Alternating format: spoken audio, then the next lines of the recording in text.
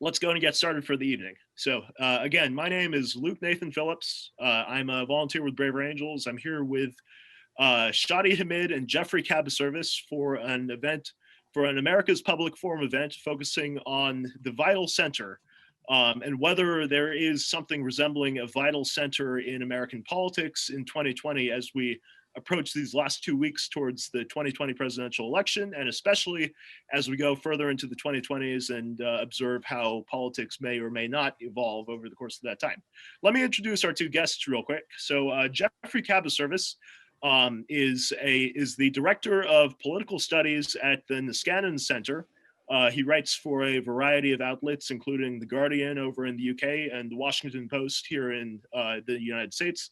And he is by training a historian who has written a lot on the history of American politics in the late 20th century, including things about how American elites have evolved and adapted to changing cultural situations, and also things about how the American political parties have adapted. His most prominent book, I think, is entitled "Rule and Ruin: The Downfall of Moderation and the Destruction of the Republican Party from Eisenhower to the Tea Party." So Jeff is a historian, basically, of the moderate Republicans and of the Republican Party institution in general, and has been turning that historical expertise into fascinating commentary over the last couple of years. And the reason he's here with us tonight is he's been a fixture both at the Niskanen Center and in various other forums and media. He's been a fixture of the movement for moderation inside the Republican Party in the age of Trumpism. He has been kind of he's moderated various panels and contributed to various symposiums, and generally been a voice for what a post-Trump Republican Party would look like. And can that be a pluralistic party with more traditional conceptions of conservatism and all that kind of thing? I don't want to go too far into it. I want him to be able to explain it in his own terms. But Jeff has been a wonderful voice on the right against some of the further some of the current cultural forces on the right, and so we're glad to have them here with us tonight. Our other speaker is Dr. Shadi Hamid. Shadi is a senior fellow over at the Brookings Institution, and most of his work, he's a political scientist and international relations scholar by training. Most of his work has focused actually not on America at all, but on the development of Islam and Islam's relationship to democracy. He wrote a book back in 2017 called Islamic Exceptionalism: How the Struggle Over Islam is Reshaping the World. And obviously with America's interventions in the Middle East in the 2000s and 2010s, and with the various struggles over the future of various Muslim countries in the 2010s especially, that is an incredibly vital subject. And it's also interesting because it hits at the relationship of faith and ideas and ultimate reality to politics and to public life. Which is one of the reasons I think he's an interesting commentator on the domestic scene on the development of the American left. So Shadi, aside from being a scholar of Islam, has been a thinker and a writer at various outlets, including The Atlantic, but many more beyond that, including one of the magazines that's helping co-sponsor this event, American Purpose. And he's written on various things in domestic politics, mostly about the phenomenons of wokeness and quote unquote cancel culture and social justice and all that, mostly from a critical perspective, a critical but sympathetic perspective. And he's written a lot on how liberal norms are in some ways, in fact, kind of hurt by the excesses of liberal politics nowadays. So aside from that, a couple months ago, he started a new magazine and podcast, or not a new magazine, a new newsletter and podcast called The Wisdom of Crowds, in which, along with his colleague Damir Marusik, he's been investigating these and various other questions in American domestic life in a delightfully rambly format, which, as you can tell, is something that I very much appreciate. So Shadi's here to represent his understanding of, oh, and how could I forget? one of the other reasons he's here is that he was a signatory of the now famous Harper's Letter on justice and open debate, which critiqued the current excesses of the left on cancel culture and social justice and all that kind of stuff. So basically, we have here with us two prominent intellectuals, one who is a conservative, one who is a liberal, each of whom has critiqued the excesses of their own side. And if I may insert my own kind of introduction to both of them here real quick. Jeff has been a wonderful friend and mentor to me for several years, who was gracious enough to chat with a college student who was overly interested in studying the things he did. And eventually Jeff asked me to stop introducing him as his friend and mentor, the historian of the modern Republicans, and only introduce him as his friend, the historian of the modern Republicans. That is who he is. So Jeff, thank you for being here. Shadi, meanwhile, I met Shadi at an event at a magazine in Washington, D.C. about a year ago or so. And I am told that when he saw me, he turned to one of our mutual friends, an editor, and said, "That guy looks like Mayor Pete Buttigieg, my former classmate." And I was quite honored because I think Pete Buttigieg is a quite handsome man. So thank you, Shadi, for that. And Shadi has also been a friend and contact of mine in DC intellectual world. So we have these two fixtures of intellectual dissent against the main cultural forces on the right nowadays, or on the right and on the left nowadays. And what I want to spend the next 45 to 50 to 60 minutes doing is just picking their minds about what they see in contemporary American politics and in the near future of American politics for how things move forward. So as you can tell, and I'll make this quick so that we can get to their commentary. The Vital Center was the title of a book written in 1949 by Dr. Arthur M. Schlesinger Jr., who was one of the most notable of what they call the consensus historians. And he eventually wound up writing a really well-received biography of John F. Kennedy. But his main contribution to American public life in the 40s and 50s was trying to articulate what exactly it was that American liberalism and American centrism was in an age where fascism had only just barely been defeated and where communism was still very much on the in full view and would spend another several decades competing with American liberalism and American politics. So that was obviously seen as more a foreign threat, but it also had a strong domestic component as well. And in a lot of ways, a lot of American politics in the 20th century was somewhat defined by the attempt to maintain a vital center, first off, between the beginning of the Cold War and the apocalypse that was Vietnam and Watergate. And then secondly, the attempt to reconstruct a new vital center that eventually culminated in the Blue Dog Democrats on the one hand and the neoconservative Republicans on the other hand as the Cold War ended and the post-Cold War world began. Now, many would argue that the vital center ceased to exist sometime in the 2000s and that a lot of American political polarization since then has been the result of there being multiple elites and multiple establishments in America that all engage with each other but aren't particularly deeply committed to the same project, right?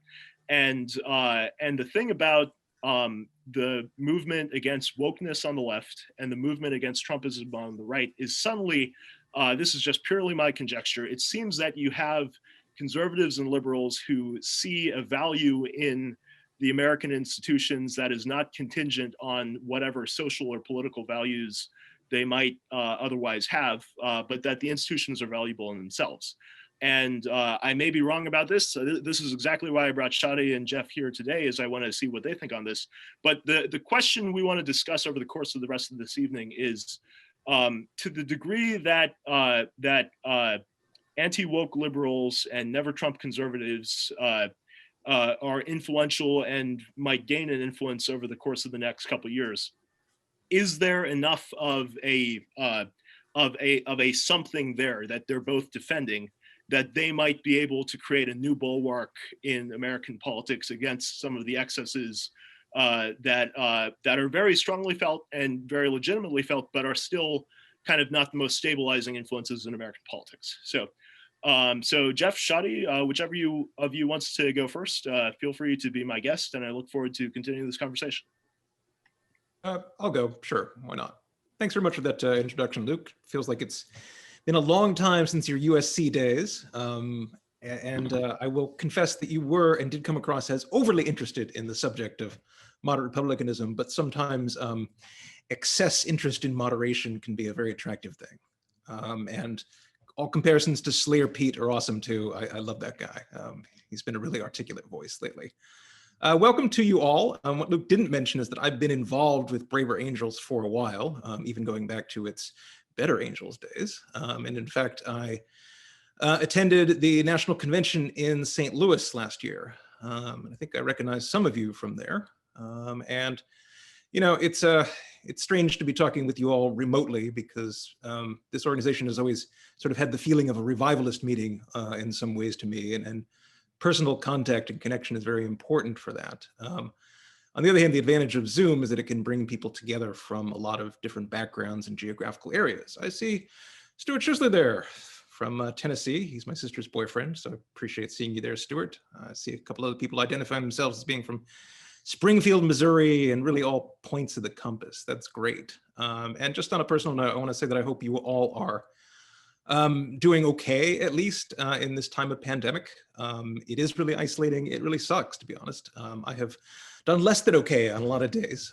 So I would actually adopt the motto of the new Braver Angels model and say, hold yourselves together, even while you hold America together. Let me just say something about my background. Hope it won't be overly indulgent. I come out of the center right. I kind of have always located myself there, to be honest. I was somebody who, I guess, first got interested in politics when I was a high school student in Florida and went to Epcot Center to hear Ronald Reagan speak. And this actually was right the same week that he actually coined the phrase evil empire for the Soviet Union. So it's kind of a week that's notable in American oratory. But when he spoke to us, high school students who were then studying science and engineering, he went on and on about how wonderful it was that video games can actually hone the sort of motor connections of these young people who can then become great fighter pilots. So I went home and told my parents, Ronald Reagan says that I should play more video games. That was kind of endearing, I thought. And when I went to college, right off the bat, I joined the Yale Political Union, which is a political debating society, and was in the Tory party, which I assumed to be the center-right party. It turned out not to be, but it was an innocent mistake. And I was always just kind of interested in that political formation. When I was a student at Yale, I got very interested in the figure of Kingman Brewster, who had been the president of Yale during the 1960s and 1970s and really transformed the institution. And I found out that he had been even a moderate to liberal Republican. And the idea that there could be such a thing as moderate or even liberal Republicans seemed really strange to me, like something out of science fiction. So I never met Brewster, but I studied his career through the lens of both his politics and his membership in what you might call the liberal establishment, other extremely well-placed, mostly high WASP individuals who'd been to places like Yale and Harvard in the 1930s, and the ways that they actually adapted to and helped push forward some of the social changes in America in the 1960s, which would include meritocracy for one, but also civil rights, and as well as what I would call a more general opening of institutions. And I did not go on in academia because I didn't get a job for reasons that had something to do with my politics as well as what I was studying. But after a few years of working in the real world down here in DC, I went back to my dissertation and turned it into my first book, which was called The Guardians, which was about Brewster and his circle. And then a midlife crisis later, I lived in Paris for a year and began work on another book, which is what became my study of the moderate Republicans, Rule and Ruin. And then after that, I actually starved for several years, but then I went on to work for moderate Republicans, or what was left of them in Congress, in an organization called the Republican Main Street Partnership here in DC. It was founded as an organization to protect and serve moderate Republicans, mostly in the House. It doesn't really fulfill that function nowadays, but that was its purpose. And then eventually I made my way to the Niskanen Center here in DC, which was mostly founded by somewhat repentant ex-libertarians. Jerry Taylor had been at the Cato Institute and had been their chief climate change denier. And then he had a sort of Saul on the road to Damascus conversion, realized that in fact all the science was completely accurate, climate change was a real threat, and that we had to do something about it. And that promptly led Cato to fire him. But he's been supporting this organization, which has been sort of trying to push toward an articulation of what the center-right might look like in this day and age. And let me leave aside the subject of Trump for the moment. I'm sure Trump will come up, as he usually does. And just put on my historian hat again and talk about what you just raised, Luke, which is the subject of Arthur Schlesinger Jr. and the Vital Center. Schlesinger was born, I want to say in 1917 or thereabouts, served in various bureaucratic capabilities in World War II. And by the time he wrote the newspaper article for the New York Times that laid out the thesis of the Vital Center, that was 1948, he'd already published 2 books, one of which had won the Pulitzer Prize, and he was still just 32 years old.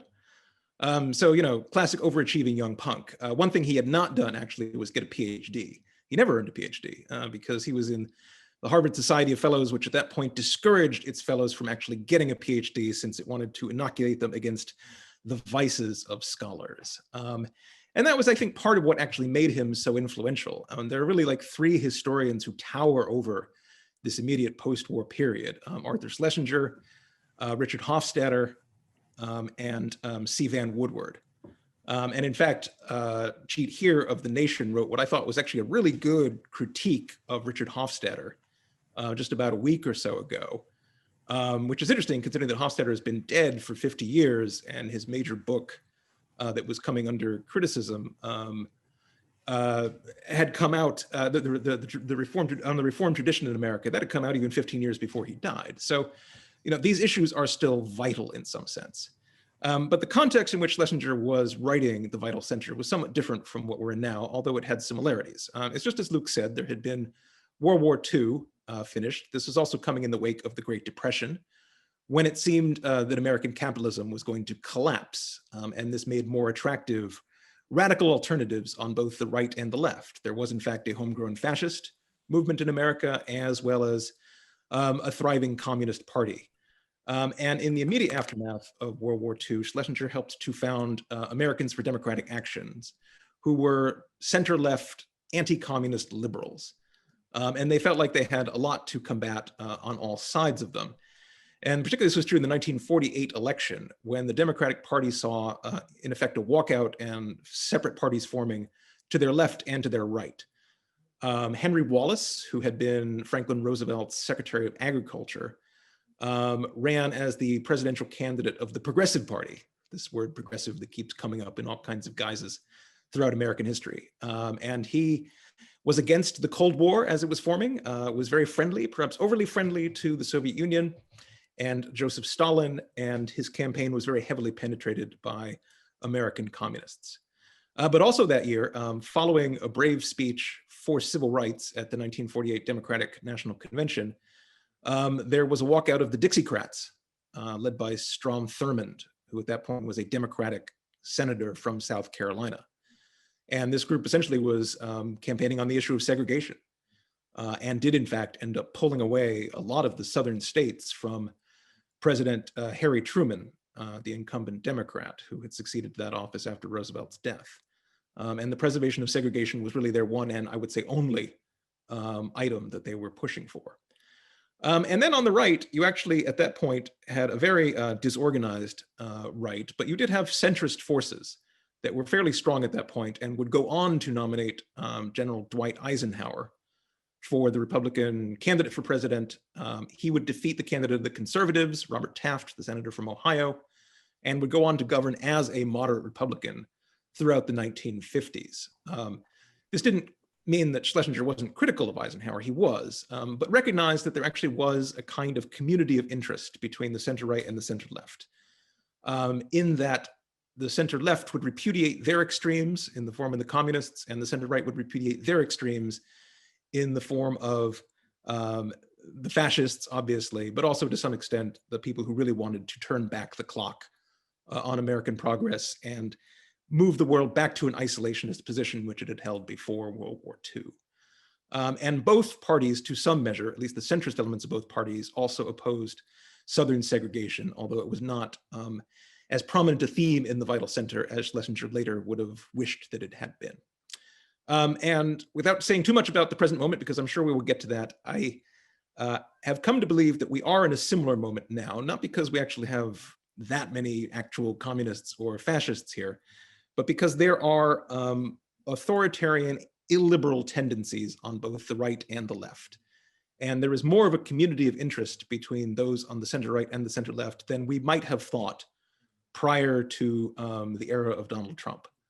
And I think that we've seen that there's a liberal heritage that is the common property of both the center right and the center left, which I hope we will continue to defend together. Thank you for that, Jeff. Shadi, your turn for comments. You don't have to give a full disquisition on the life and times of Arthur Schlesinger if you have other things to say, but you're very welcome to if you like. So. Yeah, sure. So, well, first of all, yeah, thank you, Luke, and thank you to Braver Angels for having me. Just a little side note about the Vital Center, Schlesinger's book. I think that was actually part of our curriculum with Mayor Pete. When we were in grad school together, we had this liberalism reading group, and I'm pretty sure that was one of the books that we read together. I can't remember exactly what he said about it, but he probably liked it. Okay, so just a couple of things I'll just put out there for conversation, and just to kind of give you a sense of where my starting premises lie. So I was living in the Middle East during the Arab Spring. I was in Egypt when the revolution happened in February 2011, and then I remained in the Middle East for I guess what could be described as the crumbling of the promise that we initially saw. Things really went downhill, and we see the outbreak of violence and mass killing.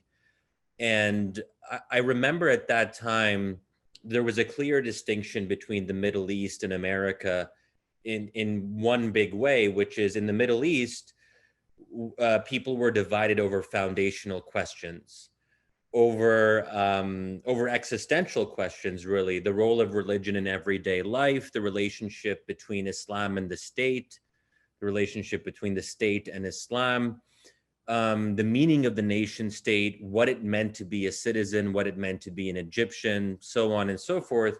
And I would contrast that with the US, where, if you recall, around that time, there were still a lot of debates that seemed not terribly existential, but quite important, like healthcare. Healthcare is an important policy issue, but it's not a foundational question about what a regime is and what a country is necessarily. But then, of course, this changed. And I feel like over time, American politics has come to resemble Middle Eastern politics in certain ways that are troubling, where, for example, the 2016 election, in my mind, was not about policy, and I could care less about what Hillary's very detailed policy plans were. I mean, it's nice to have a plan, I guess, but I don't know anyone who voted based on going to Hillary's website and saying, oh, I like her plan on like agricultural policy or something. And I think certainly the case now, I don't really care what Biden's policies are. Seems somewhat besides the point. That what we're really debating and what the key divide in America today is what it means to be American, what our founding means, what is the role of religion in America, which I think relates to the Supreme Court debates right now. But we're dealing with what I would consider to be existential questions. So that's a challenge, I think, that's before us. Now, what I learned from living in other parts of the world where conflict isn't just verbal, but can become physical, is that democracy at a very fundamental level is about respecting outcomes that you fundamentally disagree with and outcomes that you find personally threatening. And this is where I diverged from much of my own side over the past 4 years. I'm anti-Trump. I think Trump is a terrible president, but I don't think Trump is an existential threat to America. I don't think that Trump is a fascist. I don't think he's a dictator. I don't think all these things. And that's put me sort of in a weird position. But I do feel that Trump, however bad he is, was democratically elected, and we have to find a way to live with those outcomes. And that's now become a more controversial position than it would have been, say, 5 or 6 years ago. But I think that's absolutely essential to living in a democracy, that we all have to come together around a very basic premise, which is democracy doesn't necessarily produce good outcomes. But what democracy is a way to manage and regulate conflict. And if we don't have the democratic process producing outcomes, there's no other way to produce outcomes, really, short of one side defeating the other. And I worry that's the direction that we're going in now, where I hear this rhetoric from not just the left, but also the center left, and I certainly hear it from the Trump side, which is that this is an existential struggle, and the only way to resolve it is having one side conclusively defeating the other. And that, to me, is the number one threat in American politics today, this idea that there can be a final victory in this life, in this world. I don't believe that is the purpose of this life. I mean, I believe final victory should be reserved for the next life, if you believe it. And if you don't believe in the next life, then there won't be final victories at all. But they definitely shouldn't be here in this world. And there's a whole lot to say about what are the sort of theological and philosophical ideas that go into that. One of them is that I feel, we are, to use, I'm Muslim, but, I think there's also these ideas in Christianity that have influenced me as well, which is that we're all broken and fallen by sin, and that perfection isn't possible in this world. And I think Christian would say that perfection is only possible with Christ, and anything until then is contingent, is temporal, and is not final. And I guess one thing that we can talk about in the rest of this conversation is how do we model those basic premises in everyday politics and engagement in politics. Last thing I'll say is I've never considered myself a centrist, so I find myself to be a kind of odd participant in this debate. I do find myself becoming more sympathetic to centrism in light of the last 7 to 8 months for a variety of reasons. But I think the goal isn't centrism per se, because what is centrism? Centrism is a relational concept. It suggests that there are two extremes and that you find yourself in the middle and you seek the middle. But I don't think the middle should be an end unto itself. And that's where I worry that we kind of hold out the center as a place to be without actually talking about what that actually means substantively or ideologically.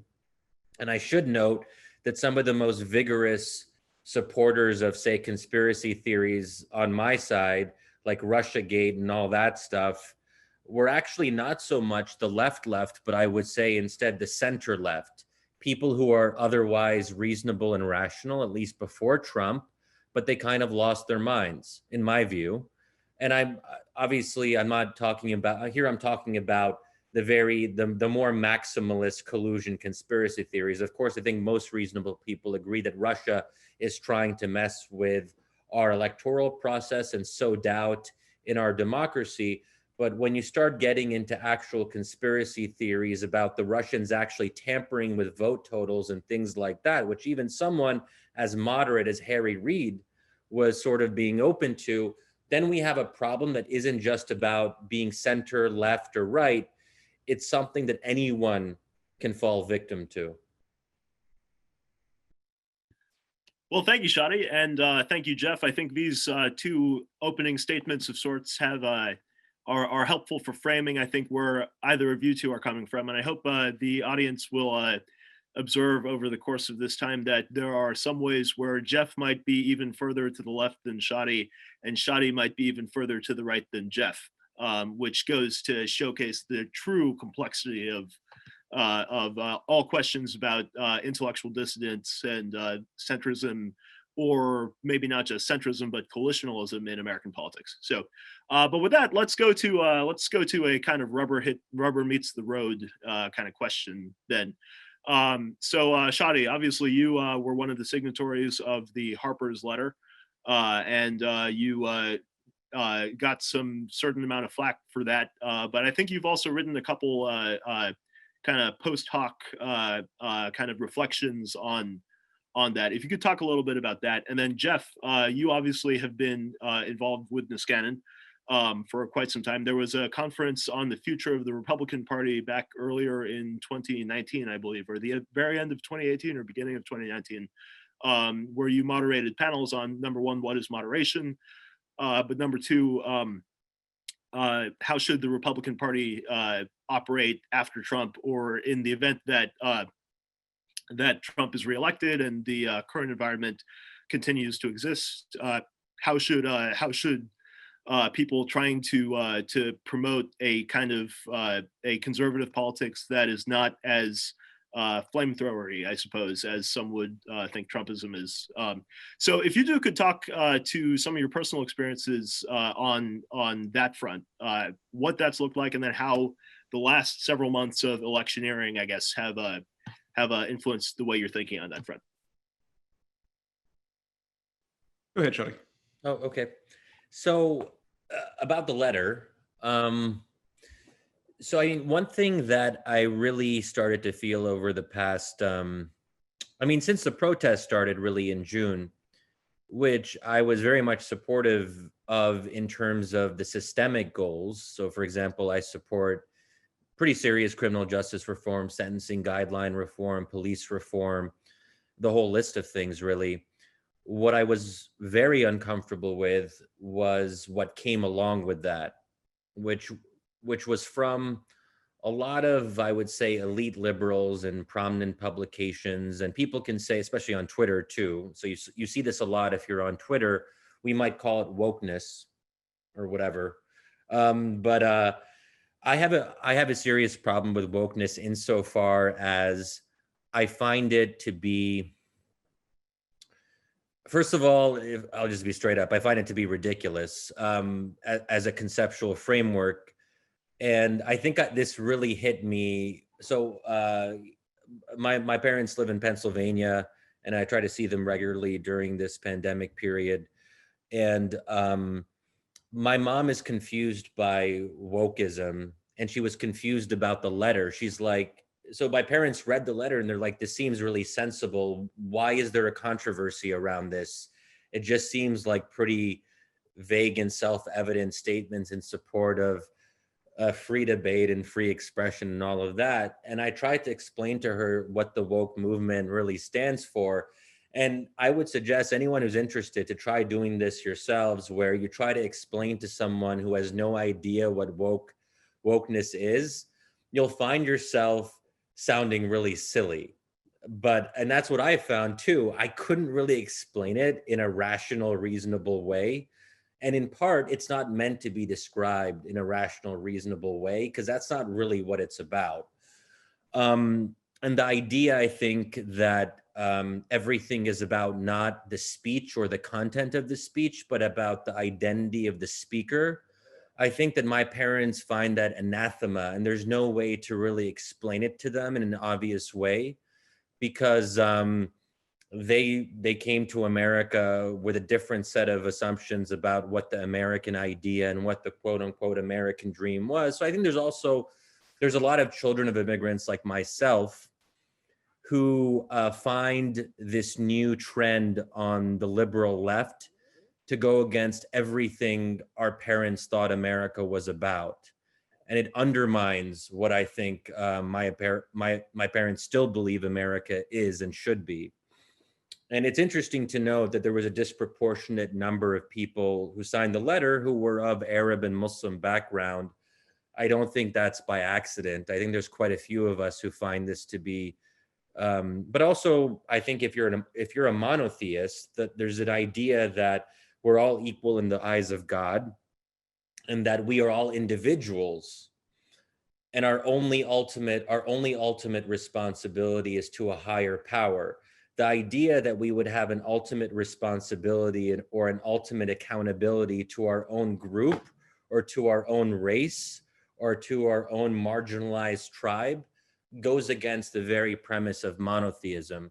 More can be said about that, of course, but I think that if you're going to do religion, you should do religion. What the problem with the woke ideology is that it attempts to mimic the certainty and conviction of religion, but in the service of a false god. That's one way I would describe it. So I think there's those of us who are trying to push back because we see this as being illiberal, dangerous, silly, and it also distracts, I think, quite importantly, from actual systemic reform.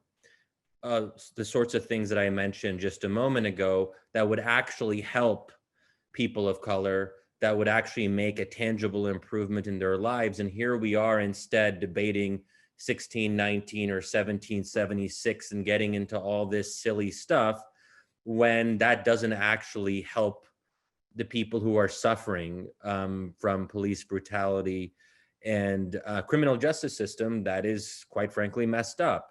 So I think that's kind of one way of looking at the current debate. It's also, last thing on this, it's worth noting that there was an interesting mix of centrist types, center-left types, but also old school leftist types who signed the letter. Noam Chomsky signed the Harper's letter.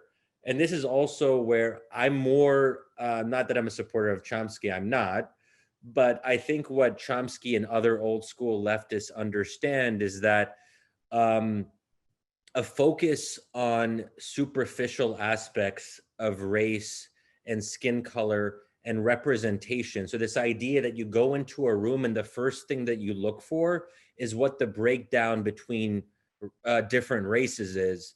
That's a very odd way of looking at the world. I, for most of my life, was the only Arab or the only Muslim in the room. It never occurred to me that I was the only Arab or Muslim in the room. That seemed to be completely irrelevant. What I did care about was whether there were people of any race or any religion who shared my views or who shared a heterodox way of looking at the world. So for me, the goal isn't centrism. The goal is being a heterodox thinker. If there are good views on the far right, great. And there are some things that I'm actually sympathetic to when it comes to people who are further to the right. If you're like on the Jacobin left, and here I'm not referring to the Jacobins per se, but to the Jacobin magazine, if they have good ideas, let's embrace them. So I think that requires a certain kind of intellectual curiosity and intellectual openness that is, I think, hard to come by these days because there's a lot of pressure to live up to what your tribe wants you to live up to. And there's a lot of social stigma if you don't toe the line. And I think all of us, or most of us, those of you who are on Twitter at least, if you say something that doesn't fit into a clear preconceived political or ideological category, people will attack you for not representing your side. So, and sometimes this can also be based on religion or ethnicity. Shadi, you're a brown person. Shadi, you're a Muslim. But what you're saying doesn't seem to help Muslims or doesn't seem to help Arabs, as if I'm always perpetually in the mode of speaking for my people. Jeff? I'm also a big fan of the Harper's letter. And I went to grad school mostly in the 90s and encountered a lot of the attitudes that we now associate with wokeness back then. So I guess I had an early preview of it.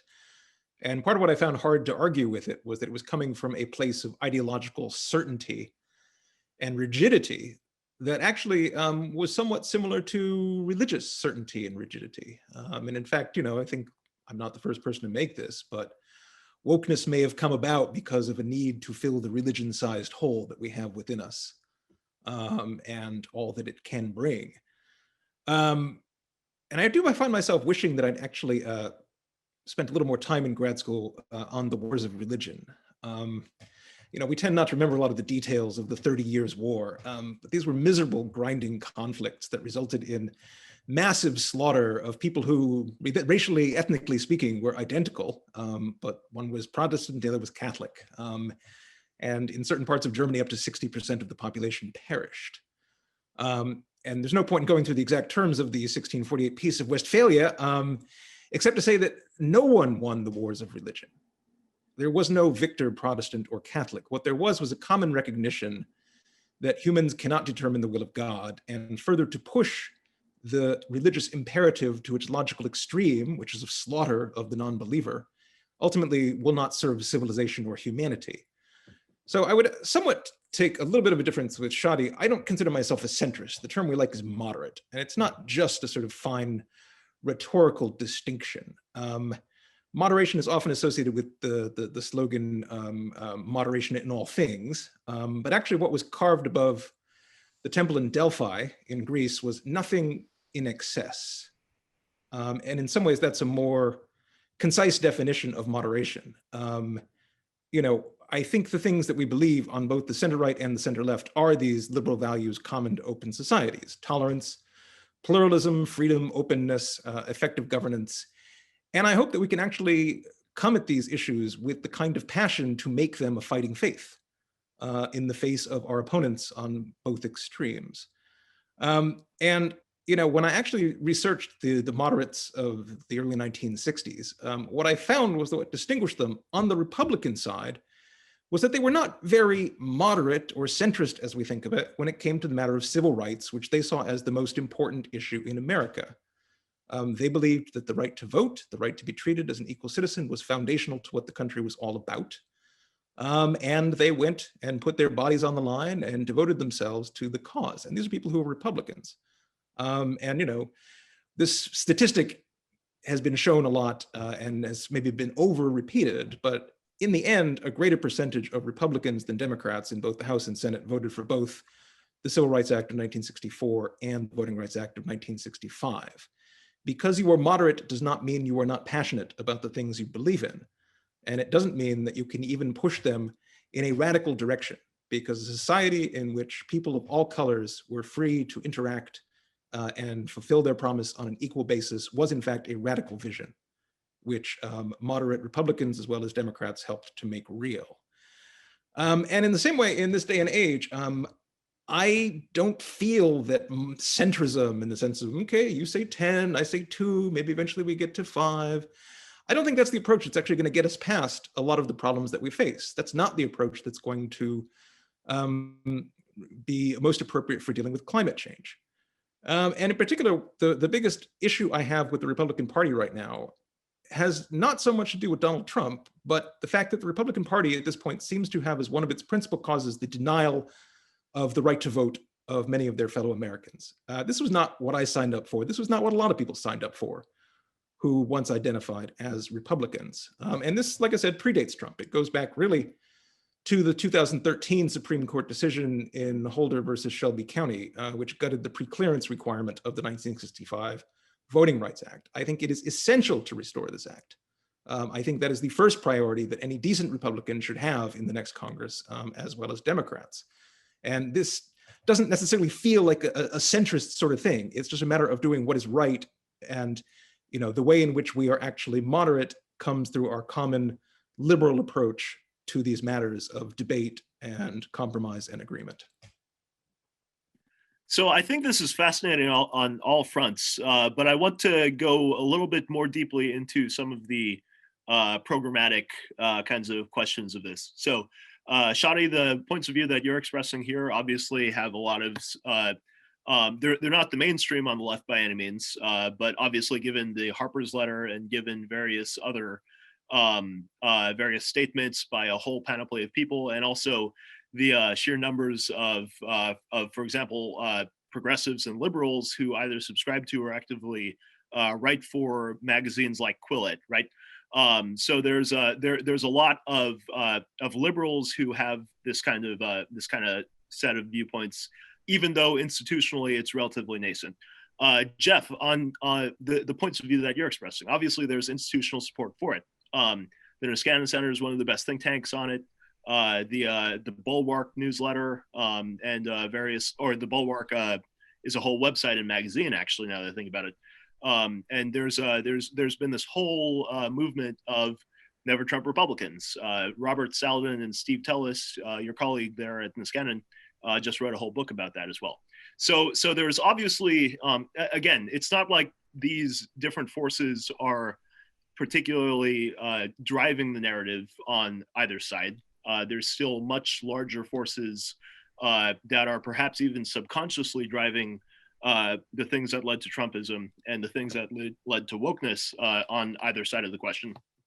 But there is enough institutional support that it exists. And so I guess my question for both of you is if we were to be going into the timeframe after the 2020 election up till the 2024 election, if there were like some secret conspiratorial cabals in DC of power players trying to help formulate what this would look like in media and institutions and all that kind of thing, is there a clear-cut way for the kinds of people who contributed to the against Trump issue of National Review in 2016 and the kinds of people who signed the Harper's letter in 2020 to have anything like mass movement, anything like mass media support? Does it look like projects like the new center over at No Labels, or the kind of thing that the Bipartisan Policy Center is doing, or does it look much more informal than that and generally try to establish beachheads in institutions that are perhaps more overtaken by these forces on either side, such as in the university system or in the conservative media ecosystem, or all those? So what do you two think about if there's going to be any real progress on this front in a coalitional sense? What does it physically look like in terms of how these institutions would be built? So the first step to progress, I think, is going to have to come in the November election, which I guess is 14 days from now. Because, and I won't tell you who I prefer to win, but yeah, you can probably guess. But, I think that the problem with Trump, irrespective of anything else, is that he's a chaos agent. He brings out the worst in his opponents. And he actually encourages everyone to be prone to excess. And Jeff has talked about how moderation is about avoiding excess, in part. Everyone is being excessive now because Trump makes us like that. He pushes us to be more extreme than we otherwise would be. He pushes us to fall into the throes of unreason. And like, there's a problem of mass irrationality in America today. And I think Trump is at the very center of it. So regardless of all the other reasons one may or may not support Donald Trump, I think we have to break the fever. And one hope that I have is that if Biden wins, it'll also break the fever with the woke advocates. Some people disagree with me on that. They might argue that if Biden wins, it will only encourage and embolden this new woke movement. I don't believe that, but there's only one way to find out. I think that if Biden wins, one thing it will do, it'll allow all of us collectively as Americans to just chill, relax, and not to make politics the be all end all of our lives. Politics should not be the center of anyone's life, unless perhaps you quite literally are a politician or you do politics full time and you have a very intense job. One thing that I encourage everyone, and this even goes for myself, I mean, politics is a big part of my everyday life, but I try to be very conscious about not making it the anchor of my life or not actually driving. I mean, it just shouldn't be. And I think, anyway, one problem is that a lot of really smart people, especially in DC, they're on Twitter and they're quite literally commenting on everything, every moment of the day. Everything is personal. And in some ways, this is a difficult time for a lot of us, and people might be having a difficult time. Sometimes there's issues around, depression, anxiety, whatever else it might be. And if you're sitting home and you're just on Twitter, those feelings might find their way onto your screen. And we have to be conscious of that. And there's actually been some interesting discussions around that Freddie DeBoer, who some of you may know, who has suffered from mental illness, has made this point very eloquently, that part of what we see on Twitter is mental illness being replicated on the screen. And mental illness here is not a pejorative. It's simply that a lot of us at different points in our lives struggle with personal things. and you maybe shouldn't be on Twitter all the time if you're trying to work out your internal issues and all of that. So I think that's my hope, is that there will be a collective shift when Biden wins. But programmatically, I'll just say that I don't believe we can be an effective organized movement, because we're by definition heterodox. By definition, we don't agree on a lot of things together. I mean, try to get the Harper's letter signatories to agree on any specific policy program. What we do agree on is the importance of unfettered debate, that almost no American is beyond the pale. And this is one thing I take very seriously. If I had one banner premise that I would want every American to share with me, it would be that, with the exception of the 1 to 2% of Americans who are avowed racists or actual white supremacists, none of our fellow Americans should ever be viewed or treated as beyond the pale, as deplorable, as people who are outside the fold. If you are an American citizen and you're not quite literally the furthest of the fringe, like a white supremacist who says, like, and I'm not someone, a lot of liberals unfortunately now believe that anyone who's a conservative is basically a white supremacist. So that's problematic too. But really, let's reserve it for the 1 to 2% of the population that all of us agree are actually beyond the pale. No one else should be beyond but you can't really, can you organize a movement around that premise? I'm skeptical. And also there's an asymmetry in the sense that woke people want to actually get rid of us in our institutions, like the New York Times, for example. And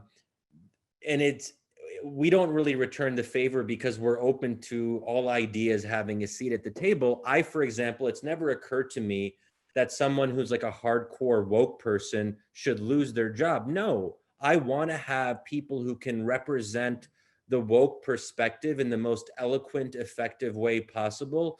Nicole Hannah-Jones, to give one example, she should not be fired at the New York Times. She should stay because she's an important voice. What I think the problem is this idea that there shouldn't be important voices opposing her in the New York Times. Both should be able to coexist. But the problem is that leads to a kind of imbalance where if the woke folks want to get rid of us, but we don't want to get rid of them, what do you really do about that? That means that we're sort of fighting this battle with one hand tied behind our backs. And maybe we have to just accept that we're just different, and that's fine. That's who we are, that we don't want to fire people no matter how much we disagree with their opinions. Shadi, I just want to register a minor objection that being able to showcase all your personal feelings on social media is how so many good memes are made. So by no longer doing that, we would lose one of the greatest art forms of the 21st century. Everybody, just so you know, Jeff's going to give his response to this, and then we're going to open up to questions sometime between 9:05 and 9:10, maybe a little bit after that. Jeff, no rush on your answer on this front.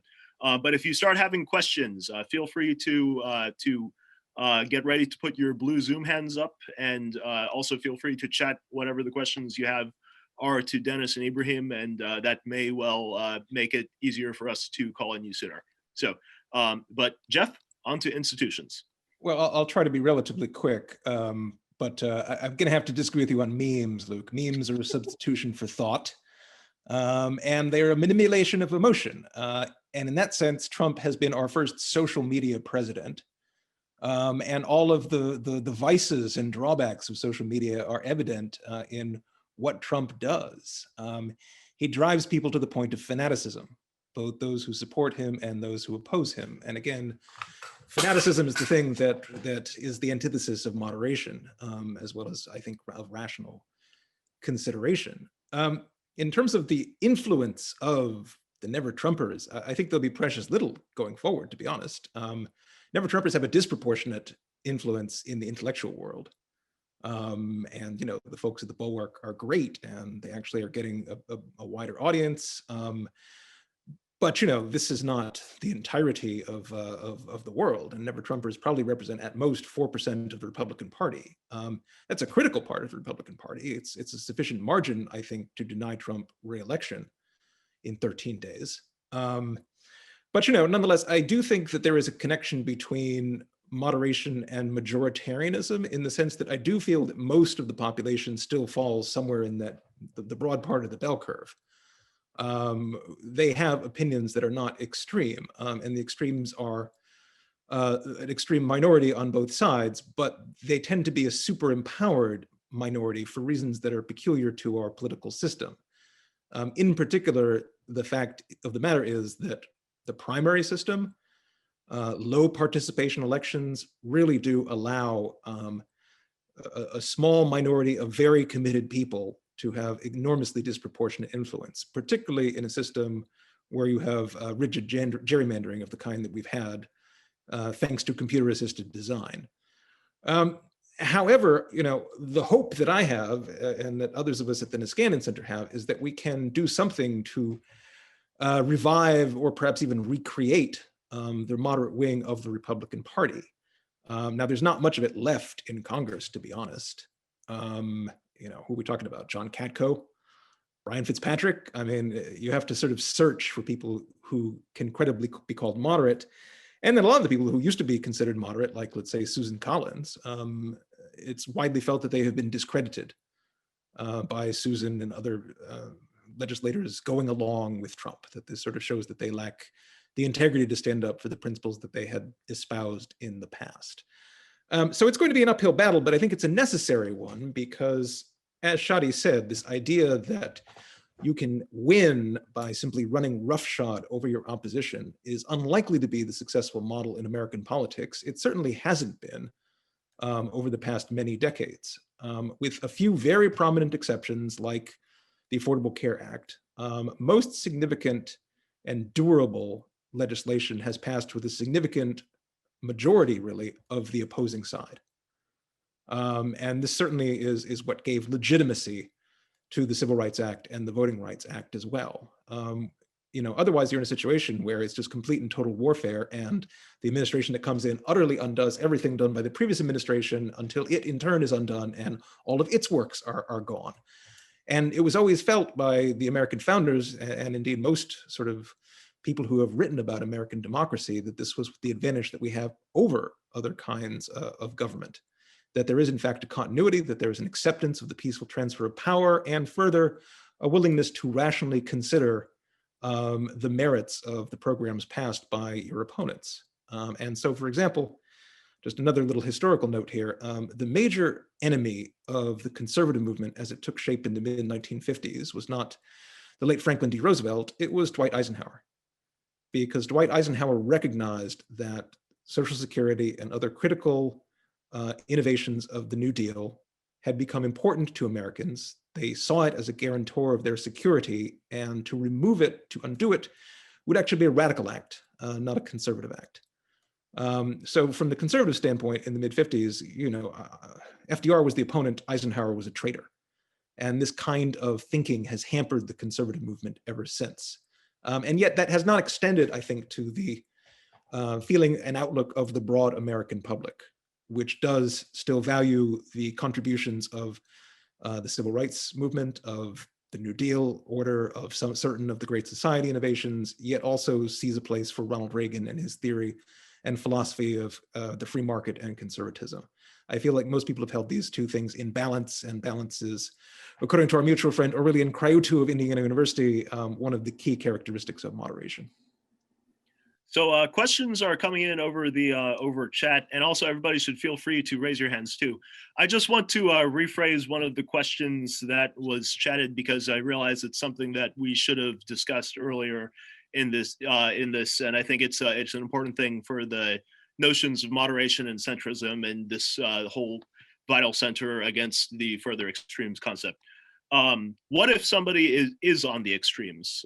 Is there a place for them in an American political order where they can keep their deepest, either very woke or very Trumpist kind of understandings? Is there a place for that? Supposing that a new vital center, a new kind of right and left establishment are set up, does that right and left establishment just destroy everybody else, or is there a way to what does this kind of pluralism that Jeff, you're you've been discussing in some ways earlier here, and Shadi, you've been discussing in other ways as well. What does that look like to the people who are presumably on the other side of this equation, who might maybe sometimes nowadays be pushing for this immoderation, maybe sometimes not necessarily be pushing for it, but generally agree with its precepts? Is there a kind of a place for them in a new order that the centrists might be trying to make? I tend to disagree with the characterization of Schlesinger as a consensus historian, because he was very well aware of the long tradition of conflict in American history. Conflict has defined us much more than consensus has. And he also was wary of the tendencies toward groupthink that can go along with that kind of belief in consensus. He was best friends with Reinhold Niebuhr, who was certainly the great theologian of humility, intellectual humility, as well as theological humility. You shouldn't believe that you have all the answers. Nonetheless, a lot of the mid-century liberals believed about conservatives like William F. Buckley Jr., that they were not just wrong and not just extreme, but insane. And in fact, William F. Buckley Jr., I found this by going deep into his archives. In 1962, he was invited to participate in a forum at Hunter College, which was about dissident thought in America. And he was being asked to speak there with the head of the American Nazi Party, and the head of the American Communist Party, and the head of the Black Muslims. Buckley, quite rightly, I think, responded that until conservatives are placed in zoos, I will decline to parade with your perverts. But the point is that conservatism of the William F. Buckley Jr. variety was as far out, politically speaking, as it was possible for philosophy to get without actually being communism or Nazism. I mean, it was really in that much disrepute. But Buckley and his supporters, by working through the democratic process for the most part, and the power of argument and persuasion, as well as actual events going against the ruling Democrats, were able eventually to achieve their goal. Not in 1964, when they managed to seize the Republican nomination for Barry Goldwater, but in 1980, with Ronald Reagan's Democratic election to the presidency. I think the point, though, that Schlesinger made, which was very important for extremes on both sides to keep in mind now, is that you can be as extreme as you like in your thoughts, so long as they don't translate to extreme actions and use of violence. The thing that bothered me more than anything else, I look at a lot of polls, but I've seen a few polls of college students, and 20% of them say that violence is acceptable to use to suppress the opinions with which you disagree. And that way lies disaster, but I feel that you can have as extreme an opinion as you like and advocate it with as much force as you like in as public a venue as possible, so long as you abjure the means of violence. So, on this question, I think one problem is that we don't agree on what constitutes extreme ideas or extremism. So a Democrat will think that a normal Republican is extreme if they're pro-life and support Amy Coney Barrett, or the other way around, that an evangelical Christian might think that a hardcore secularist in the Democratic Party is extreme. So I think that it's hard. The idea that we should seek out extreme opinions and marginalize them, I think we have to be very careful about that, especially since there is no consensus about what true extremism looks like, unless it's the things that we actually all agree on. As I mentioned, I think most of us agree that Richard Spencer, the white supremacist, and explicitly so, he self-defines as such to some degree, this is not a call for someone like him to have a mainstream platform. But short of very clear examples like that, it should be anything goes as long as you're not violating the law or the Constitution. And I generally, in my own work, make a distinction between settled issues and unsettled issues. Most of the things that we're debating today are unsettled by definition, because if they were settled, we wouldn't be debating them in the first place. Now, it's possible for things to become settled over time through debate and persuasion. So, for example, the fact that slavery is inherently immoral, that did not used to be settled. Now it is. So we shouldn't relitigate things that we already all basically agree on. 99.5% of the population, or perhaps even more. So, but what most Americans are debating now are actually things that are unsettled. So, for example, liberals should not, if a Republican is against gay marriage, that should not be seen as beyond the pale or bigoted. You can have a problem with that view, but if that comes from a place of theological and moral conviction and that is just what someone believes, and you could apply this to any number of other issues, then it has to be respected. And this is the real challenge, and it's something we have to model in our own lives. If I support gay marriage personally, but if there is someone who can't bring themselves to support gay marriage because of their commitment to Orthodox religion, we have to be able to understand where they're coming from, even as we disagree with them. And that might sound either obvious or weird, depending on how you view the world now. But I think it's becoming a harder thing to tell people that even if someone has a view that you consider to be personally threatening, as long as they, again, are within the law, they're not using coercion or violence, and what they believe is coming from a place of conviction, I think we should do what we can to respect other people's deeply held convictions. Back in some of the earlier days of Braver Angels, some of us leadership team staff and volunteers had a joke that we will hold steadfast to our opposition to the organization taking firm political stances on anything, but we will always hold true to the one political stance we always have. We will oppose any attempts to start a civil war. And you know, I think there's something charming about the "don't destroy each other" plank. You know, so maybe something to observe more fully on. All right, so I want to call on Stephen Teeter. Stephen, can you unmute yourself and ask your question? Yes, thank you. My question is, if Trump loses this election, how will the Republican Party regroup and how long will it take? Thank you, Stephen. I'll have a shot at that. You know, if Trump loses this election, first of all, keep in mind that he is going to declare victory on election night, no matter what. And will then seek to drag out the process over the 78 days between election day and the time when is fixed to have the inauguration of the next president. And then even assuming he's not dragged out of the White House by the military, he is going to continue to throw bombs from the sidelines. And I expect that his voice may well be amplified if he, as I suspect he will, becomes associated with another media enterprise, maybe one that will try to challenge Fox from a Trumpian position further to its right, if that's even the right way to put it. And then, you know, the Republican Party is going to be divided into a number of armed camps, as it were. There's going to be the Trump loyalists, who do comprise the largest part of the base. There are going to be the Vichy Republicans, who are going to hope to try to get back to the Koch brothers agenda of 2014, let us say. And then there's going to be a lot of other people who are just very confused about the whole thing. I think eventually the Republican Party leadership, whose business is actually to win elections and to gain majorities so that they can pass the things that their donors desire, will realize that they have to bring order to this chaos. As to how they'll do it, I don't know.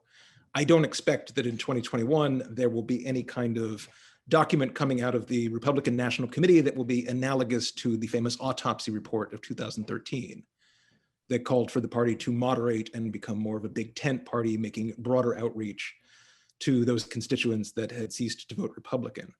But the reality is the Republican Party is not going to hold a majority in the House, not going to win a popular majority in the presidential race, unless and until it actually regains some of those college-educated, mostly suburban voters, mostly women, who used to reliably vote Republican and now simply don't. And, you know, remember, 53% of women voted for Trump in the last election, but in this election, everyone is predicting not just a gender gap, but a gender chasm. So, I think the Republican Party in the short term will actually be a wholly obstructionist force, will make almost no attempt to participate in positive governance or cooperate with the Democrats in any way. But eventually, some part of the Republican Party, particularly people who want to win in those purple districts of the kinds that the Democrats flipped from the Republicans in 2018, will realize that there actually is some benefit politically to taking up a more moderate stance. In addition, just a kind of somewhat idle speculation, Trump didn't come out of nowhere in response to nothing. I am one who is very annoyed by this endless procession of liberal analyses showing that Trump supporters were motivated entirely by racism. To write them all off as racists and deplorables, I think, is a huge mistake. I think it's fair to say that we all have the better and worse angels of our nature, and that often Trump was able to appeal to the worse. But nonetheless, Trump was also able to appeal to people because there are just terrible things going on to a lot of people in America who have been left behind by globalization, modernization, and just the general direction of quote unquote progress in this country. And again, my sister is a nurse in Pennsylvania, and she regularly posts up about parents burying their children, about parents having GoFundMe campaigns that they can afford to bury their children. Trump was one of the only candidates in 2016 talking about the deaths of despair, as we would now call them. The overdoses from opioid addiction, and particularly the diseases brought on by alcohol addiction and suicide, which has led to the United States having a declining life expectancy, alone among developed countries. And this is not something of which we can be proud and not something of which we can ignore. And it will continue to fester away at our politics until people from both parties have come to address it. Shadi, did you have a response to that as well? I'll defer to Jeff on the future of the Republican Party. Okay, well, in that case, the next question we'll take, I think, is probably more specifically oriented towards you. Brittany King. Brittany, can you unmute yourself and ask your question? Brittany? Yes, can you hear me? Yep, we can hear you. Okay, so my name is Brittany King, and I'm the former Black Lives Matter leader in the same hometown as Vice President Mike Pence.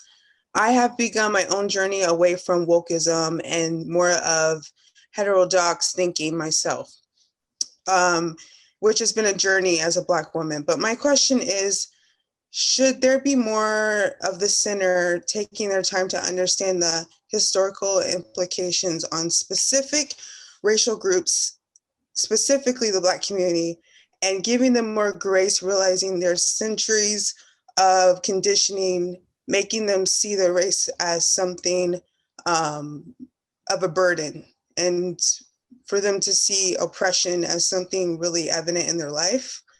So basically, should the non-wokes be more willing to jump the aisle and talk to the wokes to help them versus cutting them off? Thank you, Brittany.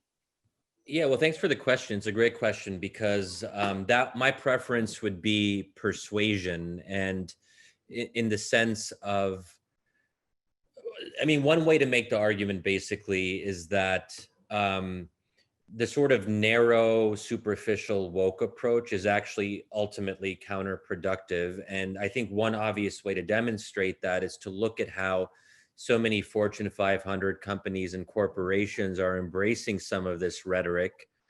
Anything that the richest companies in the world are embracing is probably not going to help the most marginalized and disadvantaged members of any community, people of color or otherwise. So that by itself should be the tell. And that's where I think one critical dividing line has to do with how much of this has to do with poverty being something that we have to address at its roots versus questions of representation. If it's just about representation, we end up having a problem where you can have an Arab, a Hispanic, and a Black person on a company board, but if they share the same views as the other hardcore capitalist neoliberal board members in the corporation, that's not actually going to address anything. And I think I feel this is more and more the direction that we've gone since the Black Lives Matter protests started, where is the evidence of real criminal justice reform, or even on the local level, seeing how many communities have done serious police reform? There have been some, but the number is very small, and people just seem to have kind of moved on from the structural concerns. And because the performative symbolism is so easy to do, any individual can demonstrate the symbolism if they want, and that can help them get in-group acceptance and show that they're on the right side of history or whatever, and they're reading White Fragility by Robin DiAngelo or How to Be an Anti-Racist by Ibram Kendi, which is, it's fine for people to read them, but that's no substitute for actual structural change. That to me is how to make the argument and to bring people in and say, if woke ideas were ultimately about helping people of color, then let's go back to actual policy changes that can actually help people of color. So if you don't actually have a plan for addressing sentencing guidelines, or the judicial system more broadly, which I would argue has been a big part of the problem, mass incarceration is the terrible legacy of the 1980s, 90s, going into the 2000s, oftentimes with Democrats in charge. So if there isn't a plan to address that, then you can be as centrist as you want to be, but if you're not taking seriously those structural considerations, that to me is a problem. Thank you, Shadi. Jeff? Let me stick up for big corporations. I am the Republican here. I'm wearing the tie, see? Brittany, I am guessing that you are from Columbus, Indiana. That is Mike Pence's hometown, yes. That is also the hometown of J. Irwin Miller, who started the Cummins Engine Company, which is still headquartered in Columbus, and is a Fortune 500 company. And J. Irwin Miller actually felt like it was possible to use the power of a big corporation to bring progressive social change. He was a lifelong Republican, but he helped to found the National Council of Churches in 1950. He became its first lay president in 1960. And in that capacity, he helped plan the March on Washington. And actually was very much a proponent of numerical targets and goals for corporate hiring and promotion, because he felt like that's the only way you actually get business people to pay attention and do anything. I'm not sure I necessarily would go that far, but I certainly would say that corporations either will be part of the solution or part of the problem. The problem we have here is, on the one hand, a Republican Party that has ceased to care really about people of color. And on the other hand, a capitalist system that has ceased to operate, I think, in everyone's benefit.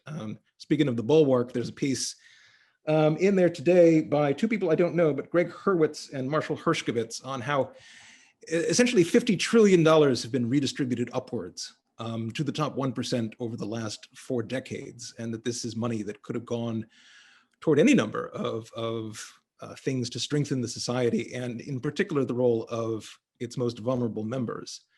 So, the Republican Party, I think, will be part of the solution, and its corporate members will be part of the solution when they start to, remember that, in fact, we haven't really made a lot of progress on a lot of racial issues. In certain ways we have, but in 1968, for example, Black households earn 60% as much as white households and own assets that were less than 10% of white families.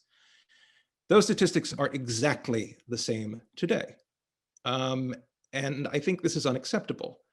However, I don't think that progress is going to happen through a kind of illiberal wokist pressure, the kind that actually, is essentially rejects the notion of progress, the dignity of the individual, the merit of open and democratic debate.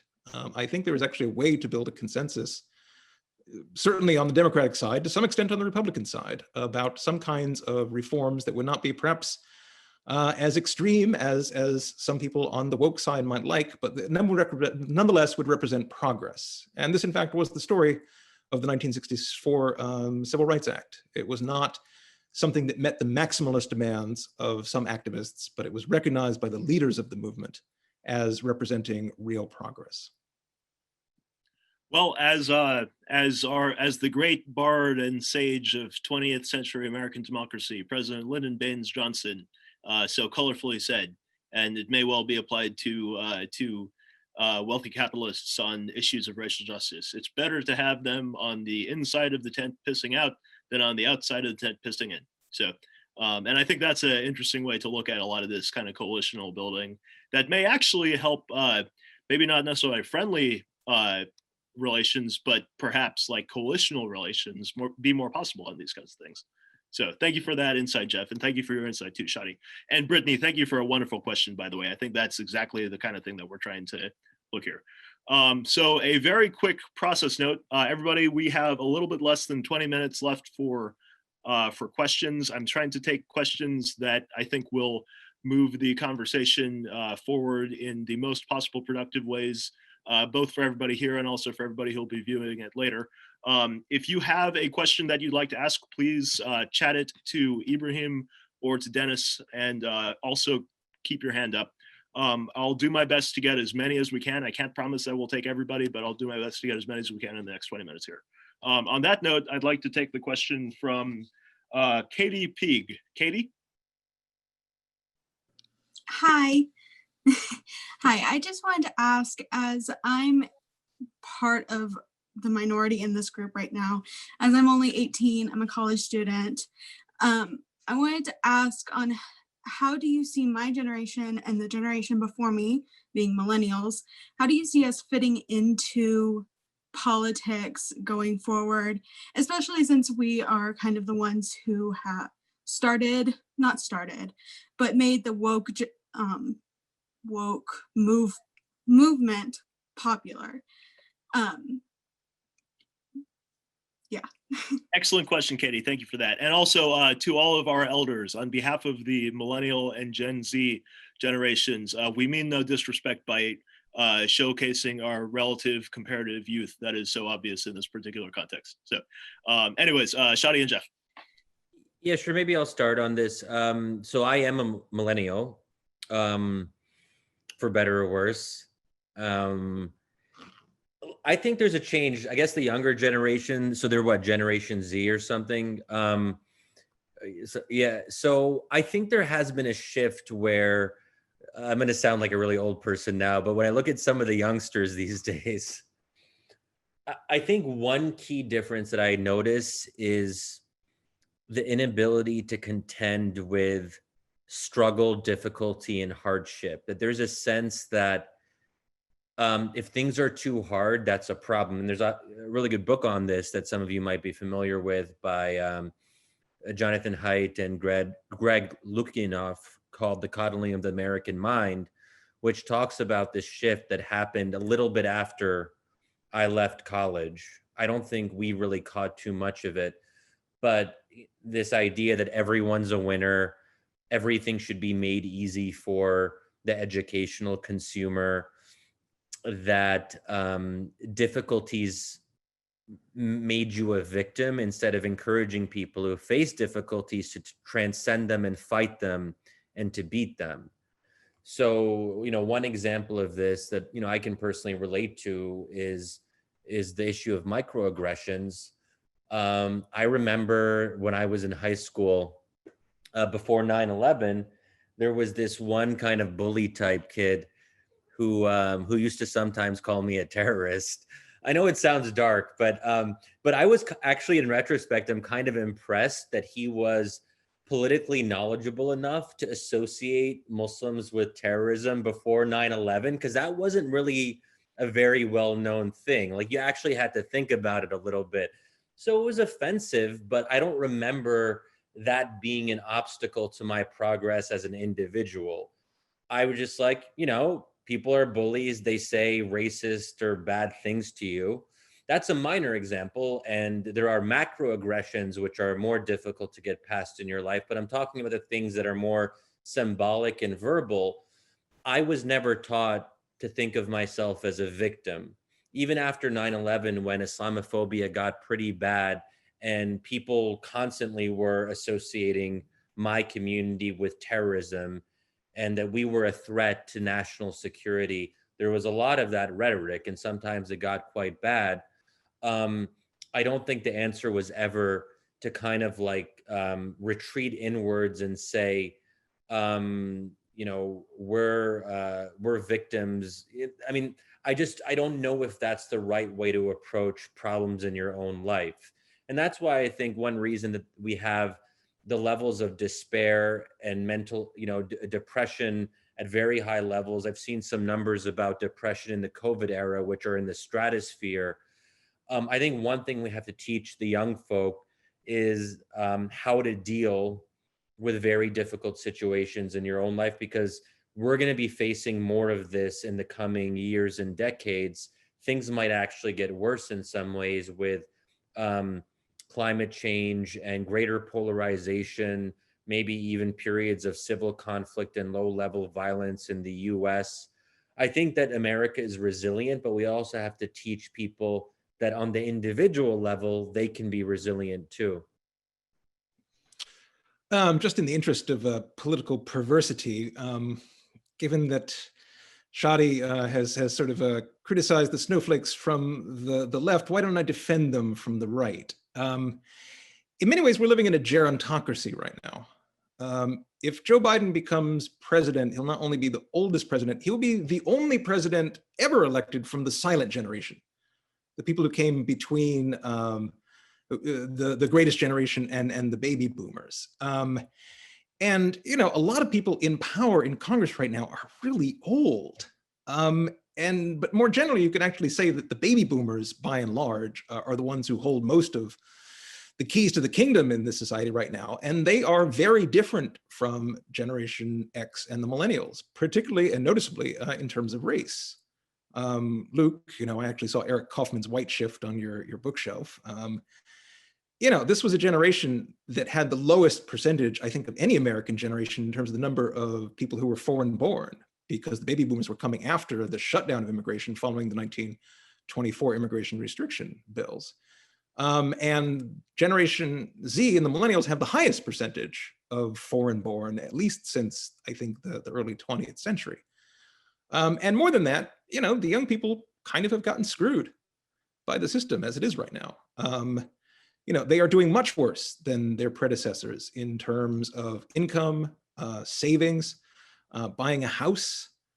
They've achieved a lot less than their parents have in many cases at the same age. And this is the reverse of the American dream. And this is even, you know, being felt at a much more personal level of sexual relations. More young people live with their parents now than any time since the 19th century.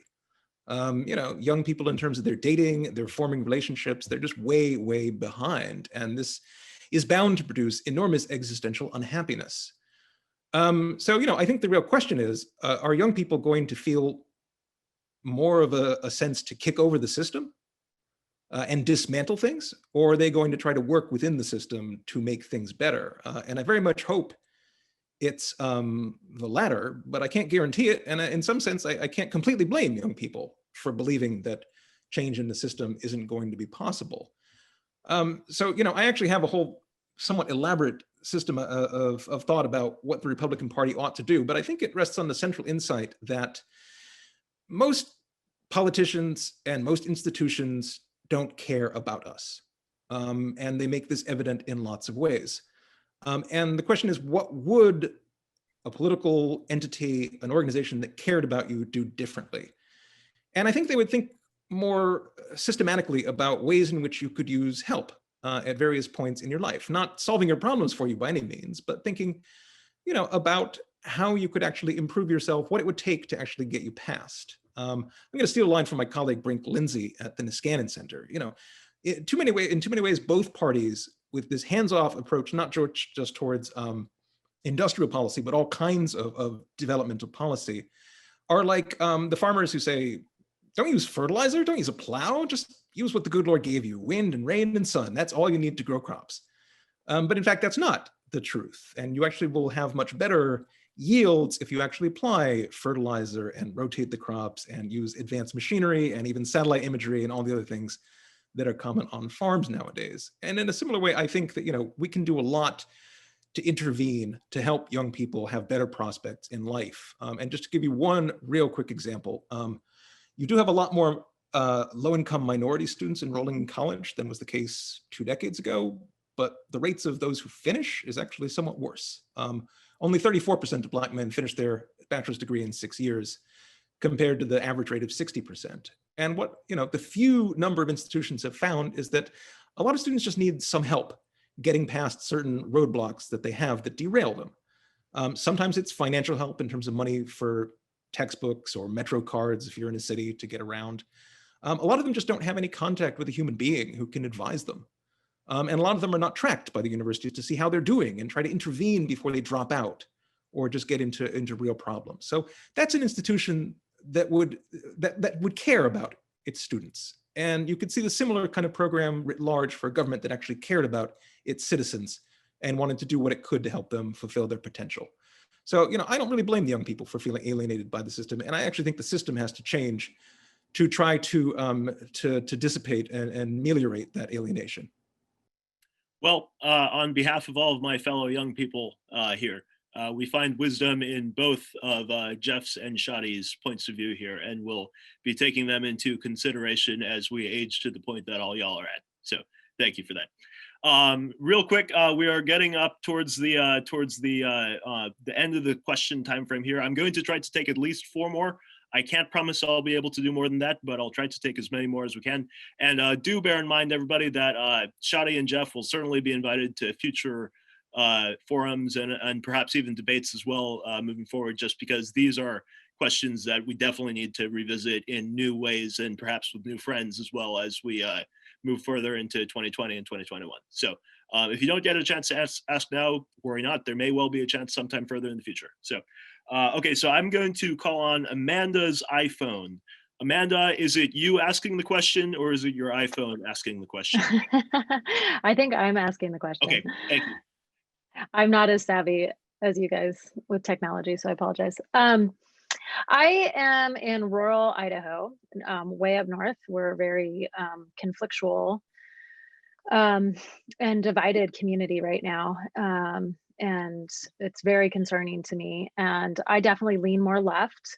I'm a marriage and family therapist. And so for me, I was listening and trying to connect in with the DNC and trying to really connect into, bringing more of some liberal concepts into our community, and participated on several phone calls and video meetings. And I want to come back to what you said, Geoffrey, a few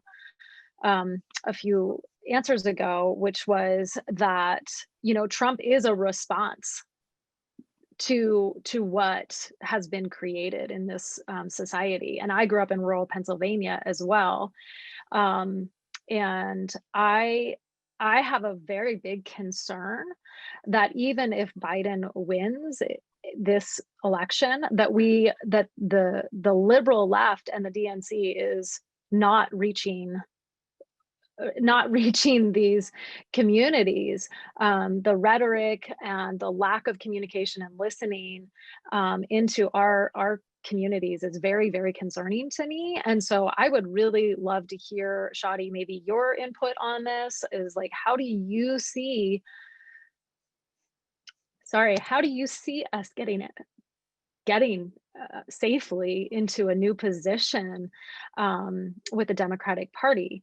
And Geoffrey, if you have any thoughts on that too, because you did recognize the piece of, that Trump is a reaction to this. Thank you, Amanda. Okay, so I guess I'll start. I think that the first thing is to recognize that Trump is a symptom and not the cause, that there are legitimate reasons that people vote for him.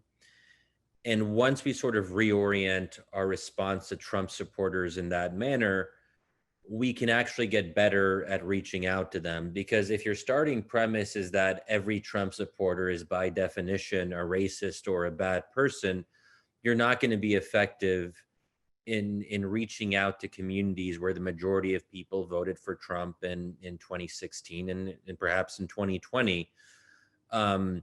So going to them and talking to them and trying to understand what their grievances are, because most people have legitimate grievances, as we've talked about. I mean, in the 2016 Democratic National Convention, Barack Obama said in response to Donald Trump, "America is already great."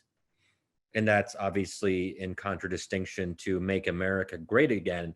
But the problem with what Obama said, he was basically making an argument for the status quo, because if you're someone who feels that you've been left behind and politicians aren't paying attention to you, and then the leader of the Democratic Party or one of them says, oh, America is already great, let's go back. And I think in some sense, the Biden campaign is nostalgic. It's like, let's go back to the days before Trump was president. Let's just restore the status quo ante. I think that's I mean, maybe that's the start, but that's not going to be enough. America was not as great as it should have been 4 or 5 years ago. So I think that's a big part of it. The other thing, which I think is important, Democrats have to stop being a secular party, and Democrats have to stop seeming hostile to people and communities of faith. And I know personally a lot of anti-Trump Christians and evangelicals in particular, who would be open to voting for Democrats, but they see Democrats as too secular and not understanding of the pro-life position, for example, not understanding of certain concerns around religious liberty. We have to get better at talking to people of faith and understanding why they might be afraid of Democrats being in power, because so far, at least recently, Democrats have not been great on questions surrounding the public exercise of faith, particularly when it comes to Christian conservatives. I wouldn't add much more to that, except to say that the natural tendency, I think, in polarized politics is to not pay any attention to the people who don't vote for you because they are bad people. So why should you care about their concerns? And, I think Donald Trump has pushed this further than most other presidents have, by really presenting himself as the president of the red states and real Americans. But, there's some tendency on the left as well to dismiss all of those in the red states as deplorables and racists. And the reality is that, the president of either party who wins has to understand that they represent all Americans. And both parties have to actively care about the problems of the people who do not vote for them, because those problems, if they are allowed to fester, will undermine our political system, our economy, our place in the world, and all the rest of it. So, I do very much hope that if the Democrats come to power, they won't ignore people in Idaho and their legitimate concerns, but also that they will govern in such a way as to allay some of the perhaps less rational fears that are stoked by conservative media and QAnon and online social media hysteria and all the rest of it. Next question is going to go to Gloria. Gloria, can you unmute yourself? Thank you. I'm in Minnesota, and my question is, as some of my fellow moderates and I talk, there's been several years that we feel like neither party is representing us. So there's a lot of talk online and amongst friends about the possibility of a third party. And I would like to know what you guys think about, if a third party were to gain some traction, would that be helpful or would it hinder our country's development into a better society? Thank you. Jeff, Shadi, third parties? I'll go first. I'm generally against third parties. There is this somewhat obscure concept from political science known as Duverger's law, which says that in a first past the post democratic system such as ours, third parties essentially can't win. And further, the role of most third parties is to play spoiler and usually result in the election of the person whom you, the third party independent, like least. Now you can mitigate that with ranked choice voting. but ranked choice voting has been slow to catch on, and it'll take a major effort against many long odds, let's say, to get that passed on a national level. Now on a state level, it's not. It's perhaps somewhat more plausible. Something you've seen in a state like, let us say, California, is the Democratic Party has absolute power. They control every state office, and they control overwhelming majorities in both houses of the state legislature. You would think that this would actually then, under our thermostatic understanding of politics, cause the Republican Party to move back towards the center, away from Trumpiness and extremism, and offer alternatives to Democratic policies. Because in fact, it's not actually that hard to think of a number of alternatives to Gavin Newsom's policies that I think could arguably greatly benefit California on issues like homelessness, on schooling, on housing prices.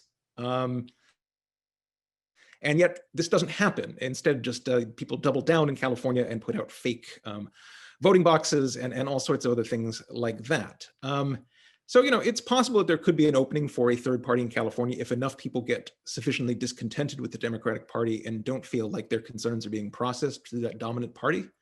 And yeah, sure, I would be sympathetic to a third party at the national level that could stand for moderation and civility and reaching out to both sides. I just think the system is biased against such parties, and unless and until there's some fairly sweeping constitutional reform, I don't think it's going to happen. I'd agree with that. I mean, our system isn't designed for third parties. I mean, if we lived in certain European parliamentary democracies, it would make sense, but that's just not the way it is here. But also, I'd say that if too many moderates decided to leave either one of the parties, then you have a situation where the parties over time become less moderate and more partisan and more ideological and more inflexible simply because the moderate voices are giving up and going elsewhere. So in theory, and also to some extent in practice, the Republican Party and the Democratic Party are supposed to be, and maybe are, big tent parties. So people should stay in the big tent, and maybe they feel like they don't have much of a voice, but that's why they should try their best to organize and to get more people into the party of their preference and try to have more influence internally. From my perspective, that would be the more constructive approach. As a very minor promotional little aspect, by I think February or March of 2021, we'll know whether or not there's going to be a Braver Angels 2021 National Convention in person in some city all over this great country. And that will most likely be a 4-day convention. And that will mean that on the first night of that convention, some of us who are there will have our first party. And then after the second night of business, we will have our second party. And then after the third night of business at the Braver Angels National Convention, we will have our third party. So even if we're not able to find a third party to run for office, we may well have a Braver Angels third party at our forthcoming national convention, which you will all be welcome to attend as honored guests. All right, so sorry about that. But meantime, we're going to take the last question of the night from our partner here, Dr. Timothy Schaffer. Tim, who is the representative from the National Institute for Civil Discourse. Tim, ask your question. Yeah, no, this is great. This has been a fantastic conversation. I also, just literally moments ago, my 1-year-old hopped onto my lap since the other slightly older one is going to bed and the other two have abandoned me. So, well, what is your 1-year-old question? She's, unless it's the name of the dog or parents or yes, then it's not going to be a good question. No, but earlier, there was a comment that made me think of one of the books that I happen to have here at home called Overdoing Democracy by Robert Talisse. Just came out not too long ago. And it spoke to the point of this idea of putting kind of politics into its place, right? That the sense of it being kind of all consuming is a really detrimental kind of reality to our way of existing. And so I guess my question here is, as we think about kind of post-election questions, also struck by a quote from Hal Saunders, who says, dialogue is this genuine interaction in which people listen deeply enough to be changed by what they learn. Is the moment, from your perspectives, as we're talking about moving away from this kind of excessive kind of standpoint, even the moment ago, talking about intellectual humility, is there realistically a moment, the number of organizations and others that are trying to do work in this space, like Braver Angels and NICD and others, that there could be a bit of an inbreaking that shifts us away from where the trends have been going for so long, especially since as Krupnikov and Ryan, the political scientist from Stony Brook a couple of days ago, wrote that great piece about the divide's not really left and right. It's basically the political junkies and then the rest of us as that divide. Is there a moment for us going forward? Okay. So one problem I think that we're facing now and will continue to face it unless it's reversed is that, and Jeff sort of alluded to this earlier, is that the decline of religion, but specifically Christianity in America, means that there is an ideological vacuum. And actually the drop in religious identification and how important religion is in people's lives has been a precipitous fall. There's actually an interesting new article that came out in Foreign Affairs, I think last month. It's called like Giving Up on God or something. The US has gone in the span of about 20 years from being one of the most religious countries in the world to one of the least religious countries in the world. There's been a massive shift that we're only starting to really get our heads around. And it's affected certainly the Democratic Party, but also the Republican Party, where younger Republicans are significantly less religious in terms of identification, but also weekly church attendance, for example. This leads to a crisis. It's sort of be careful what you wish for. I mean, a lot of people might have thought that with less religion in America, people would become more rational and reasonable. What I think we're finding out is that the opposite is happening. That without the bulwark of a common Christian culture, and speaking here as a Muslim, that it's actually hurt everyone and not just Christians. It's hurt our entire polity. So that's one thing. Now, what can you really do about that? Not much, because you can't, people apparently don't want to be particularly Christian anymore. And, you know, that's a hard thing to reverse.